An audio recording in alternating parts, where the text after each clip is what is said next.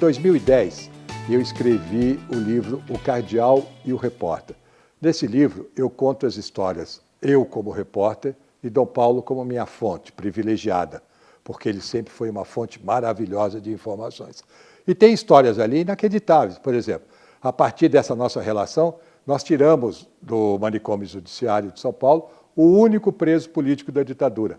Nós encontramos crianças desaparecidas na Argentina e no Chile. Nós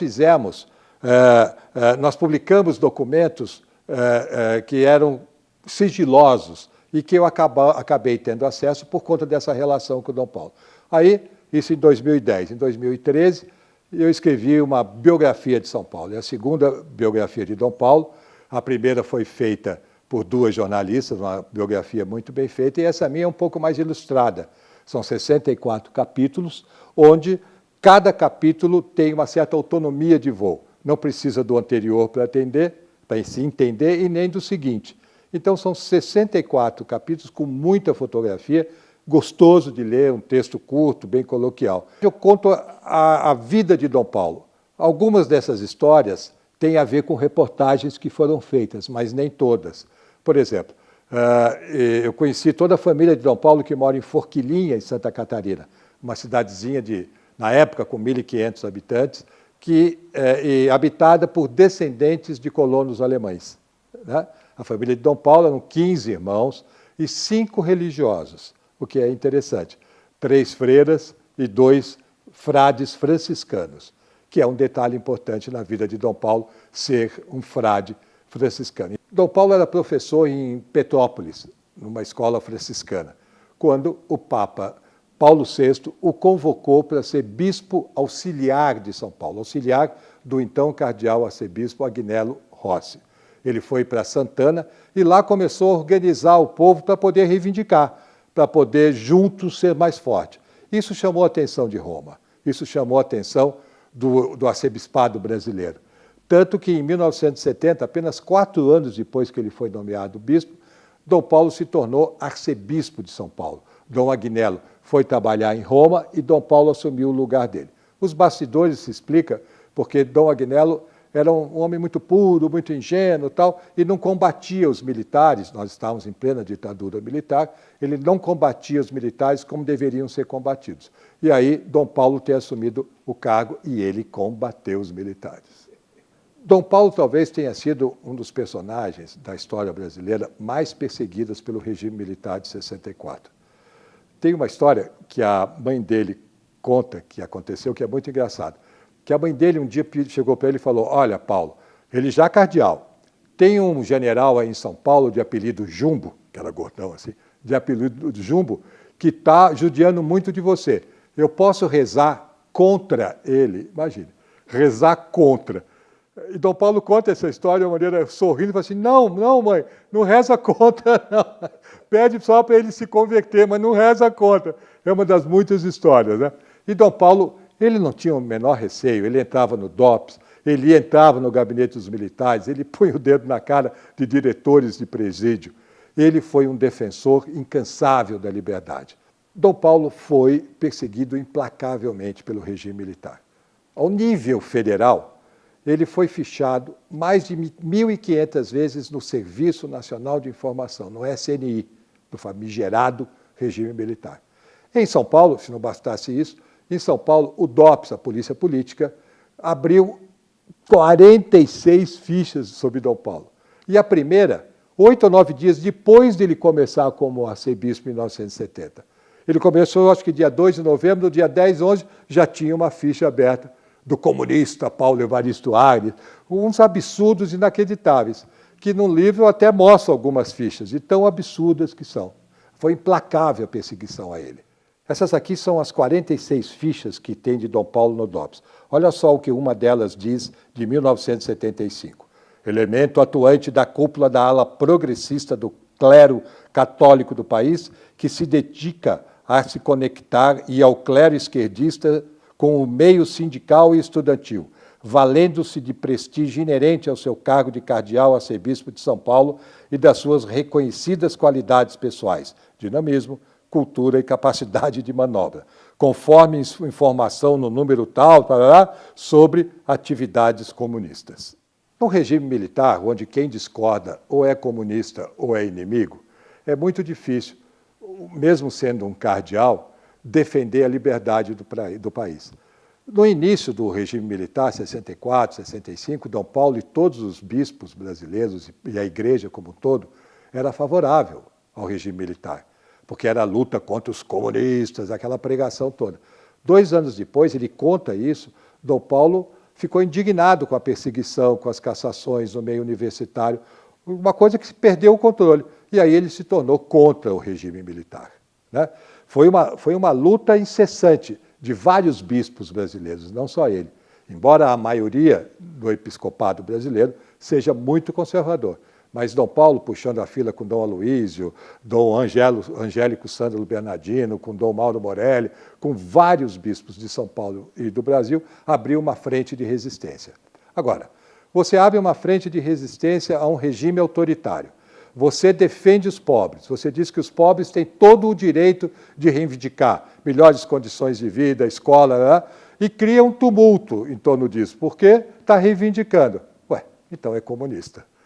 Tá certo? Se não é a favor do regime militar, então é comunista. Essa era a lógica, infelizmente, do sistema na época, né? Ele recebia denúncias, e era uma coisa incrível que acontecia. No DOI-CODE de São Paulo, por exemplo, um centro violentíssimo de tortura. Os soldados, o pessoal mais simples do Exército, ia na casa de Dom Paulo contar o que estava acontecendo. E ele sabia o que acontecia a partir desses soldados, desse pessoal mais simples que ficava horrorizado com o nível de tortura que se atingiu no DOI-CODE. Então, ele, em contrapartida, ele ia atrás dos militares, ele pedia audiência, como eu disse, ele entrava em presídios, ele cobrava das autoridades a necessidade de parar com as torturas. Em 1971, Dom Paulo, horrorizado com o acúmulo de tortura, ele pediu uma audiência ao presidente-general do Brasil, general Emílio Garrastazu Mendes. E foi um encontro muito tenso, porque Dom Paulo conta que, quando ele foi lá e disse a razão da visita, que era para que se terminasse as torturas, as perseguições, diz que o Médici, Dom Paulo conta isso, bateu a mão na mesa, o senhor vai cuidar da sacristia, que eu vou cuidar do governo. E que Dom Paulo ficou aquele mal-estar tremendo, né? E Dom Paulo conta que viu nos olhos dele o ódio ao Brasil, o ódio à liberdade. E ele não só fez isso, como depois, anos depois, ele foi, em 76, 77, ele foi procurar o Golbery do Couto Silva, que trabalhava com o então general-presidente Ernesto Geisel, para falar dos desaparecidos brasileiros. Não adiantou nada, mas ele marcou uma posição. Levou 22 familiares de desaparecidos políticos a Brasília. Os depoimentos são candentes, diz que o Dom Paulo fez tudo, mas o Golbery acho que se amedrontou e não assumiu aquilo que ele, no início, na reunião anterior, ele disse que iria atrás saber o que estava acontecendo. Dom Paulo considera o encontro dele com o presidente-general Médici o mais difícil à frente da Arquidiocese de São Paulo. Olha só o que Dom Paulo diz. Acho que foi o momento de encontrar o presidente Médici e ouvir dele essas palavras. Nós não arredamos 1 milímetro da nossa política. Eles estavam prendendo, matando, torturando. E eu ia lá em nome de todos os que estavam sofrendo. Levava um peso enorme no coração. Foi duro ouvir aquilo, dito por um presidente da República, segurando a mesa e tremendo de tanta raiva. Nós não vamos arredar 1 só milímetro. Nós temos dois bispos, vamos dizer assim, brasileiros, que foram indicados ou pré-indicados para o Nobel.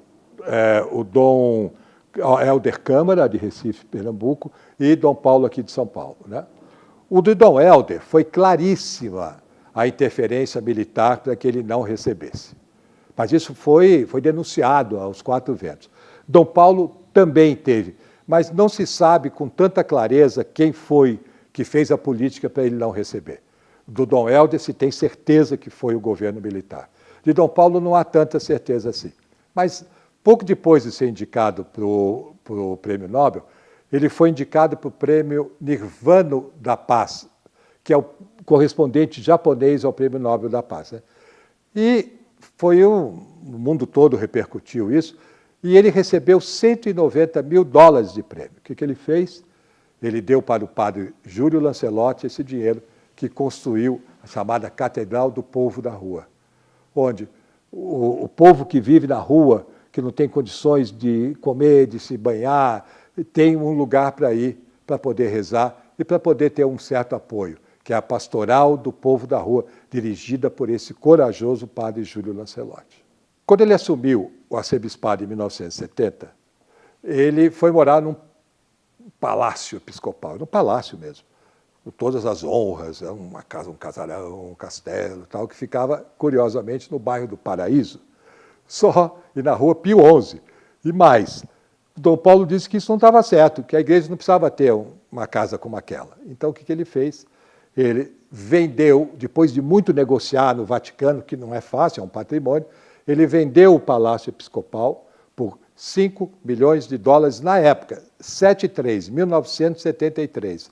Ele vendeu por 5 milhões de dólares e comprou 1.200 terrenos na periferia de São Paulo, onde, com a construção de centros comunitários de madeira, muito tosco e tal, mas se tornou um habitat, um local onde o povo podia se reunir para discutir as suas carências. E aí a cidade de São Paulo foi atingida por tudo quanto foi reivindicação. Mais creche, mais escola, mais hospital, mais pronto-socorro, mais tudo. E ninguém sabia direito de onde vinha aquilo. Vinha de um trabalho chamado Operação Periferia, silencioso e eficaz. Silencioso e eficaz, como Dom Paulo sempre foi. Muito discreto e muito eficaz. Quando Dom Paulo vendeu o palácio e criou os centros comunitários, olha só o que ele disse. O Palácio Pio XII, residência oficial do arcebispo, foi mais um impacto do que uma surpresa, e a decisão de vendê-lo e de viver na simplicidade franciscana da residência no bairro do Sumaré, destinando o resultado da venda do palácio aos pobres e imigrantes, trouxe-me profunda alegria.